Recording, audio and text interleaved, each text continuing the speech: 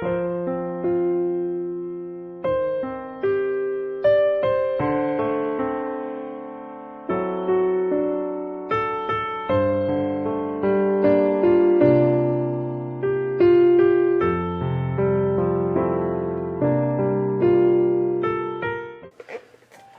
시간 함께 기도할 때 우리 하나님께 이렇게 함께 됐으면 좋겠습니다.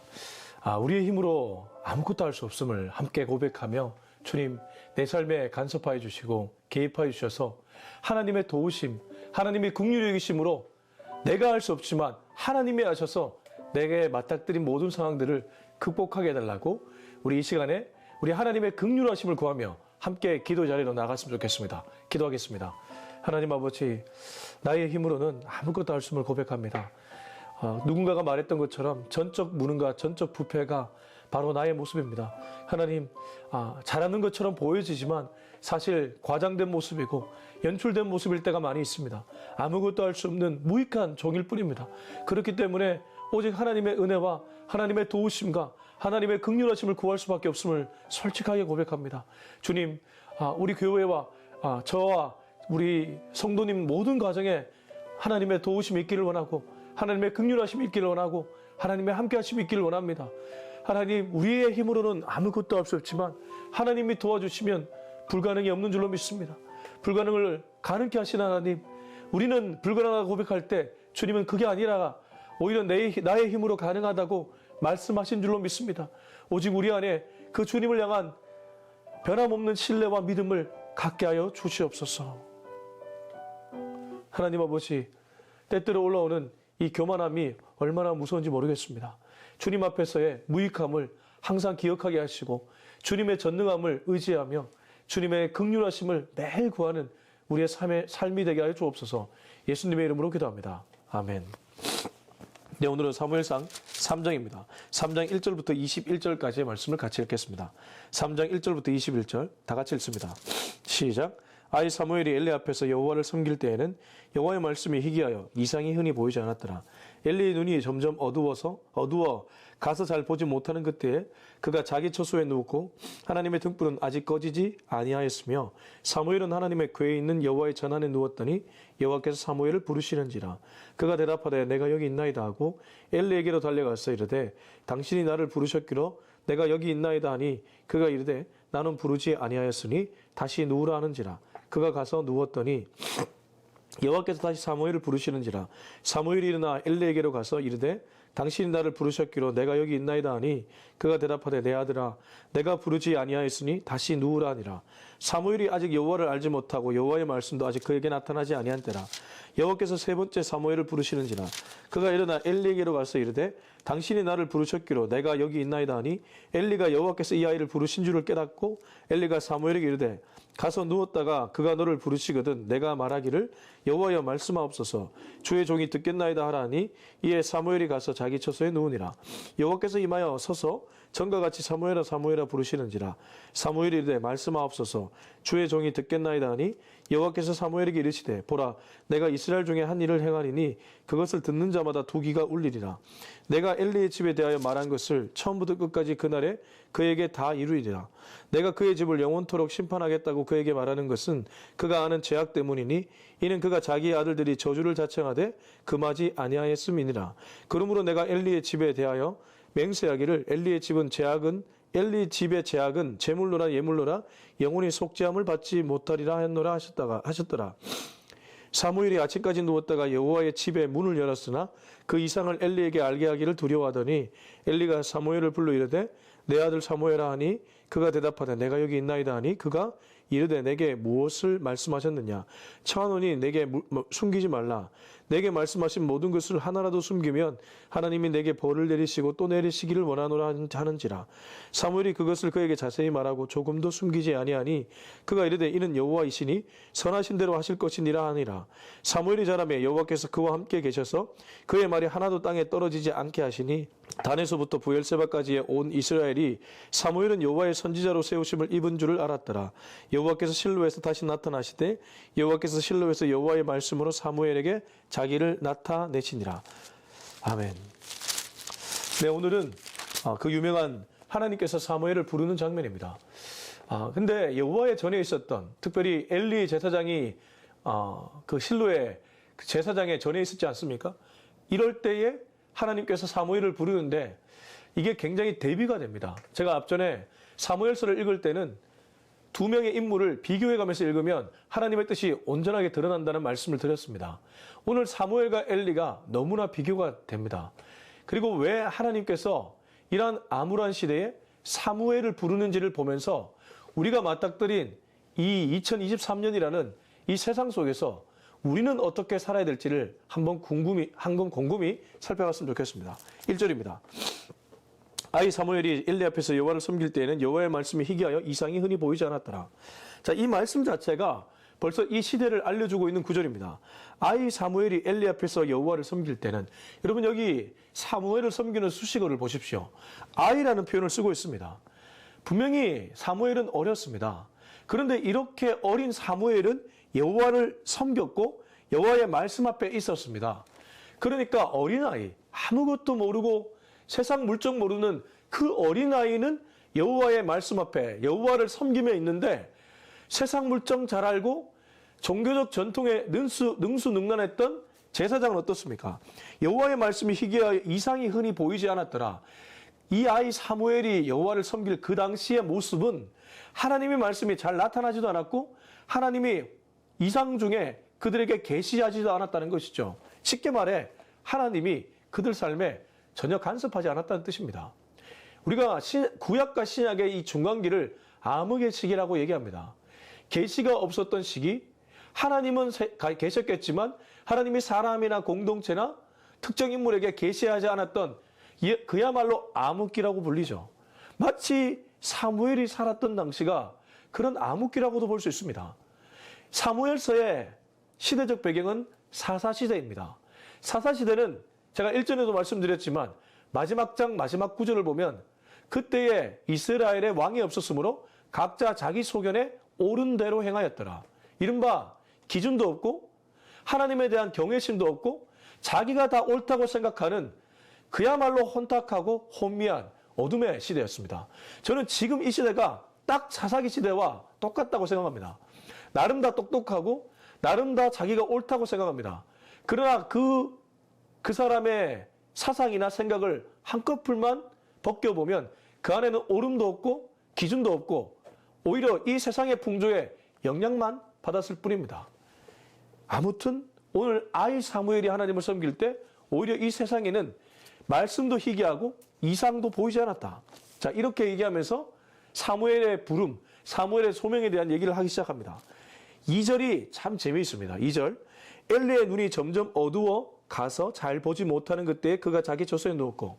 제가 성경에는 문학적 특징이 있다고 했습니다. 지난번에 창세기 말씀을 나눌 때도 왜 이삭이 눈이 어두워 잘 보지 못했고 그러면서 야곱이 형 에서로 변장을 해서 형이 받아야 될 축복을 가로챘습니다. 근데 이 눈이 어둡다는 것은 성경에서 그저 노쇠했다는 의미로만 쓰이지 않고 거의 대부분은 영안이, 영분별력이 떨어졌다는 것을 의미합니다. 엘리가 누구입니까? 그 시대에 그래도 나름 여호와의 전에서 제사를 드리는데 앞장섰던 제2 중심적인 문화에서 가장 코어에 있었던 그야말로 제사장 중에 제사장이었습니다. 그런데 그러한 성전의 제사장이 눈이 어두워 잘 보지 못했다. 이건 1절과도 매우 밀접한 연관이 있죠. 1절에 다시 한번 보시면 여호와의 말씀이 희귀하여 이상이 보이지 않았다. 여호와의 말씀을 수종들어야 되는 제사장은 눈이 어두워 잘 보지 못한다. 이게 무슨 말입니까? 그야말로 종교 지도자들까지 썩을 대로 썩어버린 그러한 모습을 사무엘 3장은 얘기해주고 있습니다. 그러나 이때도 하나님은 살아 역사하셨습니다. 누구를 통해 살아 역사하셨습니까? 비록 어리지만 하나님만을 바라보았던 이 어린아이 사무엘을 통해 역사하셨다는 것이죠. 제가 목회를 해보니까 정말 나이도 어리고 목회도 초년이지만 한 가지 분명하게 깨닫는 것은 있습니다. 교회의 목양과 목회는 물론 현실을 고려하면서 목회를 해야 되지만 세상과 다르다는 것입니다. 정말 하나님이 도와주셔야지만 가능합니다. 아니, 사실 우리가 맞닥뜨리는 모든 문제가 하나님의 도움 없이 할 수 있는 일은 아무것도 없습니다. 진짜 신앙을 제대로 가진 사람이라면 하나님이 도와주셔서 가능했구나. 그래서 저는 실력이라는 것은 하나님의 은혜가 거의 대부분이고 우리의 실력은 아주 미세하다고 생각합니다. 하나님은 낮은 자도 자기가 쓰고자 하시면 쓸 수 있는 분이시기 때문입니다. 실력이 없는 자고 누가 봐도 비천해 보이는 사람도 쓰시고자 하면 쓰실 수 있기 때문입니다.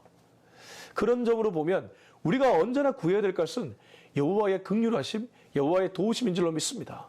그러한 사람이 없었기 때문에 자기의 자리에만 급급했고 지위에만 급급했던 이 제사장이란 인물은 눈이 어두워 보지 못하고 오히려 사람들의 영혼을 살려야 되는데 자기의 영혼까지 살리지 못하는 그런 모습을 보여주고 있습니다. 그래서 3절은 이렇게 얘기하죠. 하나님의 등불은 아직 꺼지지 아니하였으며 사무엘은 하나님의 궤에 있는 여호와의 전안에 누웠더니. 이 보십시오. 이렇게 혼탁하고 제사장까지 영분별력을 잃어버린 이때에 하나님의 등불은 꺼지지 않았다고 얘기합니다. 우리 시대도 그러합니다. 마치 하나님이 없어 보이는 하나님의 등불이 꺼진 것처럼 보여지지만 하나님의 등불은 꺼지지 않았다는 것이죠. 어디에 꺼지지 않았습니까? 하나님의 궤에 꺼지지 않았다는 것입니다. 하나님의 궤는 말씀을 얘기합니다. 우리가 왜 성막을 얘기할 때 바깥들 성소, 지성소, 언약궤는 지성소에 있었습니다. 이 언약궤는 하나님의 임재를 상징했고 다르게 표현하면 하나님의 말씀이라고도 볼 수 있습니다. 달리 말해 사무엘은 하나님의 성전 가장 깊숙한 곳에 함께 가하며 여호와의 말씀을 사모하며 살았다는 것을 알 수 있습니다. 그는 하나님을 구하며 살았다는 것을 알 수 있습니다. 다시 말씀드리지만 이 아이는 어렸습니다. 한나가 서원에서 얻었던 갓 젖을된 아이였습니다. 이 아이가 세상 물정을 알면 얼마나 알겠습니까? 오히려 세상 물정은 엘리가 더 잘았겠죠. 그러나 하나님의 촛대는 이 아이 사무엘에게 있었다는 것입니다. 지금도 동일합니다. 하나님은 세상에 대단한 사람을 통해서 일하시는 것이 아니고 순전하고 순수하며 하나님만을 바라보는 그러한 투철한 신앙심을 가진 사람을 지금도 보고 계시고 그 사람을 통해서 일하시는 줄로 믿습니다. 4절. 자, 이러한 사무엘을 하나님은 알아보시고 부르십니다. 이 아이를 통해서 앞으로 어떠한 일을 하시려고 부르시는 것이죠. 하나님이 부르실 때는 이유와 목적이 있죠. 4절. 여호와께서 사무엘을 부르시는지라 그가 대답하되 내가 여기 있나이다 하고 하나님의 소리가 들려오자마자 사무엘은 내가 여기 있다는 고백을 하게 됩니다. 이건 필시 이 아이가 하나님에 대한 주파수를 평상시에도 잘 맞추고 있었음을 알 수 있습니다. 교회를 오랫동안 떠나 있고 하나님의 말씀을 보지 않으면 하나님의 사인이 잘 분별되지 않습니다. 그러나 매일 기도하고 매일 말씀에 노출되어 있으면 그만큼 영적으로 아주 예민하기 때문에 좋은 의미로 예민하기 때문에 하나님의 말씀을 잘 분별할 수 있죠. 그럴 때는 무엇이 옳고 그른지도 분별이 되고 어떻게 하면 하나님의 나라가 더 확장될 수 있을까 믿음에 도움을 주려고 애를 쓰게 됩니다. 그런데 그렇지 않으면 내가 뱉는 말이나 내가 하는 행동이 도리어 하나님의 나라를 도와주는 것처럼 보여지지만 오히려 도와주지 못하고 부정적인 말, 불평 어린 말만 쏟아낼 뿐이죠. 사무엘은 하나님의 부름에 즉각 반응하는 것을 보면서 우리들에게 하나님과 주파수를 맞추라는 은근한 사인을 보내고 있는지도 모르겠습니다. 5절입니다. 엘리에게로 달려가서 이르되 당신이 나를 부르셨기로 내가 여기 있나이다 하니 그가 이르되 나는 부르지 아니하였으니 다시 누우라 하는지라 그가 가서 누웠더니. 아마도 사무엘이 비록 이 음성을 들었지만 이 음성이 혹시 엘리가 부른 건 아닌지라는 이 아이도 조금은 헷갈렸던 것 같습니다. 그만큼 이 시대가 어두웠다는 것을 다시 한번 알 수 있죠. 사무엘이 하나님의 음성에 즉각 듣긴 했지만 한편으로 보면 그도 이게 하나님의 음성인지 인간의 음성인지 헷갈리기는 했습니다. 사무엘이 이랬다면 다른 사람은 말할 것도 없습니다. 그리고 엘리는 얘기합니다.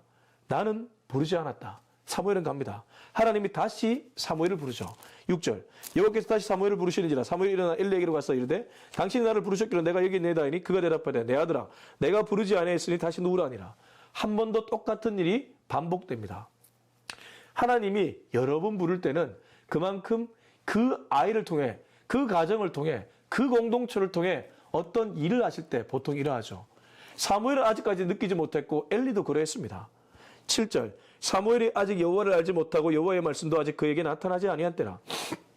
7절에서는 이 이유에 대한 설명을 하는데 사무엘이 아직 여호와를 알지 못하고 여호와의 말씀도 아직 그에게 나타나지 아니한 때라 라는 것은 아마도 제사장의 모습처럼 하나님이 직접 계시해서 사무엘에게 어떤 말씀을 하시기에는 너무나 어린 나이였고 그렇기 때문에 사무엘은 제사장들처럼 하나님을 잘 알지 못했다는 것을 얘기합니다. 그러나 저는 이 말씀 앞에 나왔던 여러 가지 스토리를 보면서 비록 이 아이가 어른들처럼 능수능란하게 교회나 하나님의 말씀에 대해서 잘은 모르지만 기본적인 태도나 심정이나 그런 성격은 충분히 하나님과 주파수가 맞을 만한 그러한 모습이었다고 생각합니다.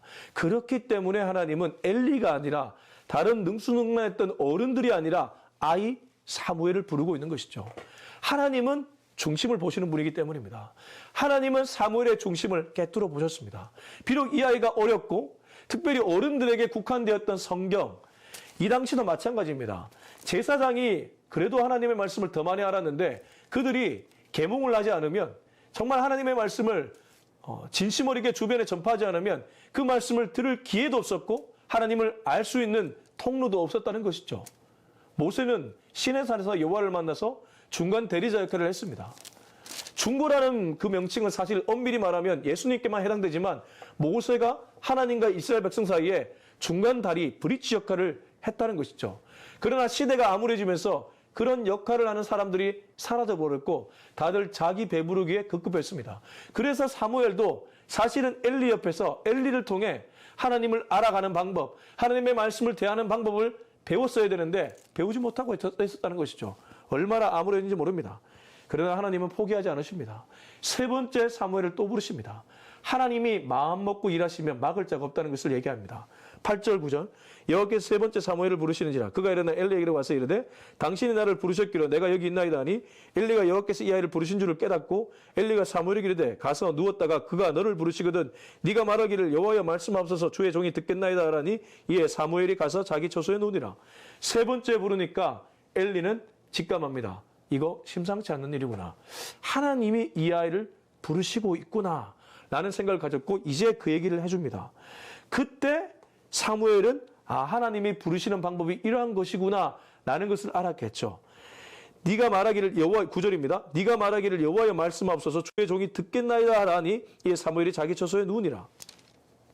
그제서야 사무엘에게 하나님의 말씀을 듣겠나이다 라고 말하는 엘리, 정말 눈이 어두워 보지 못하고 듣지 못하는 영분별력이 떨어졌던 그러한 제사장의 모습을 보여주고 있고 비록 하나님의 음성인지 아닌지 헷갈리긴 했지만 그 음성에 즉각 반응하는 아이 사무엘을 보여주면서 우리의 신앙이 어떠해야 되는지를 사무엘서 기자는 은근히 얘기해주고 있습니다.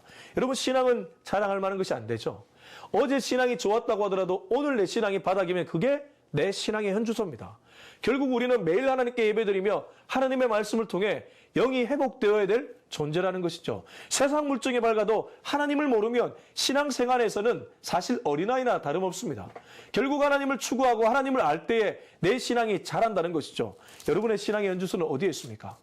하나님의 말씀을 매일 듣기 위해 애쓰시는 저와 여러분이 되었으면 좋겠습니다. 자, 이제 10절입니다.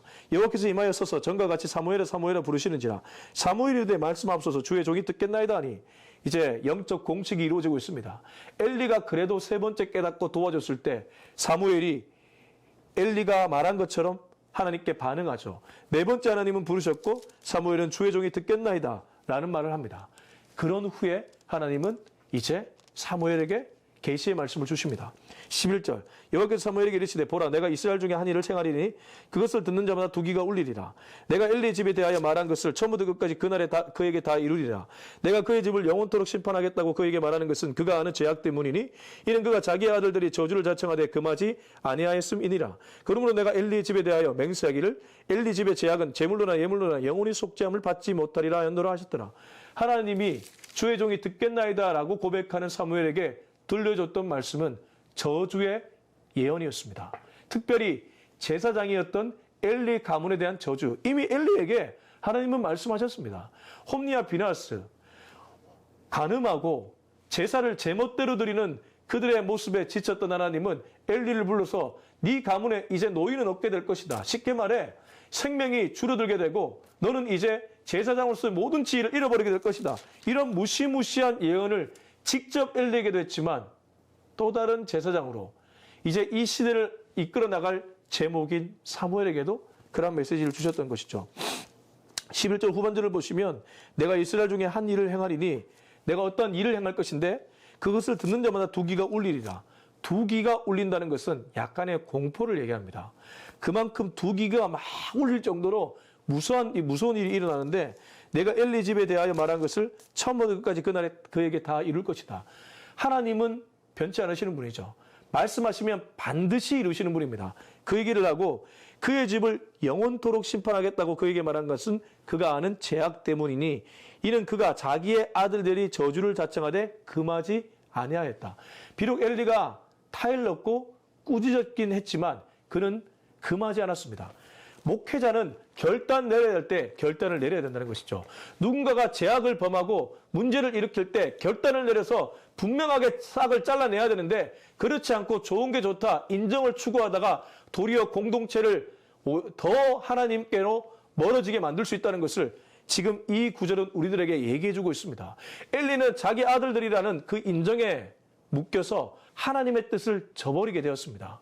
제사장임에도 불구하고 본연의 사명을 잊어버리고 오히려 하나님의 마음을 아프게 했다는 것이죠. 그래서 우리는 지난번에 하나님의 뜻이 인정보다 앞선다고 말씀을 나누었던 것입니다. 그러나 하나님의 뜻을 구하면 인정보다 앞서는 것처럼 보여서 인정과 멀어지는 것처럼 비춰질지 몰라도 결국 인정조차 하나님의 뜻 아래서 조화롭게 만들어지는 것을 우리는 목도할 수 있게 됩니다.